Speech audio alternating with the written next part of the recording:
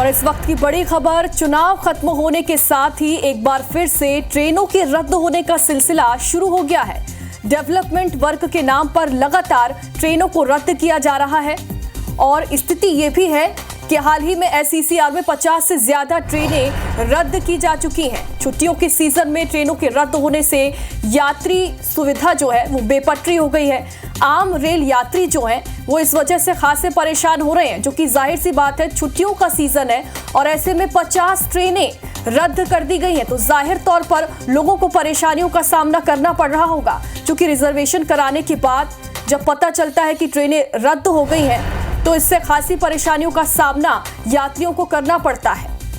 बताया जा रहा है कि डेवलपमेंट वर्क के नाम पर लगातार ट्रेनें रद्द हो रही हैं। लगातार ट्रेन रद्द होने से बहुत परेशानी हो रही है। यहाँ यात्री लोग को देखिए, हमारा ट्रेन खुद रद्द है।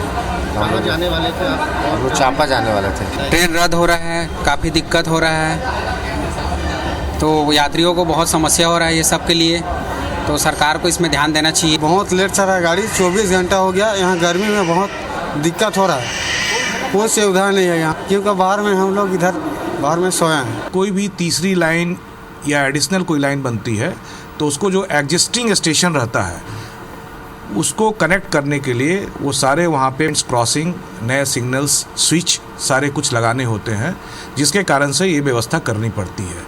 तो ये कार्य जो है इन दिनों में किया जाएगा और इसी कारण से इन ट्रेनों को उक्त अवधि के लिए रद्द किया गया है। और ज्यादा जानकारी के लिए हमारे सहयोगी जितेंद्र थवायत हमारे साथ जुड़ गए हैं। जितेंद्र, लगातार ट्रेनों के रद्द होने का जो सिलसिला है वो एक बार फिर से शुरू हो गया और 50 ट्रेनें रद्द हैं। क्या बड़ी वजह सामने आ रही है इसकी?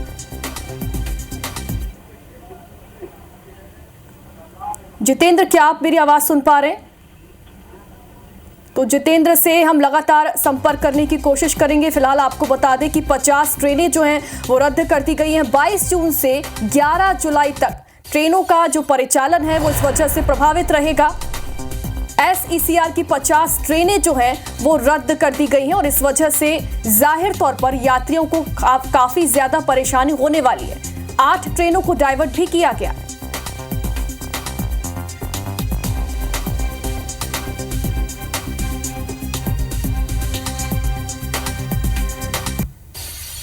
तो हमारे सहयोगी जितेंद्र एक बार फिर से हमारे साथ जुड़ गए हैं। जितेंद्र, लगातार ट्रेनों के रद्द होने का सिलसिला जो है वो खत्म नहीं हो रहा और 50 ट्रेनें रद्द हैं, इस वजह से यात्रियों को भी परेशानी होगी। क्या बड़ी वजह सामने आ रही है इसकी?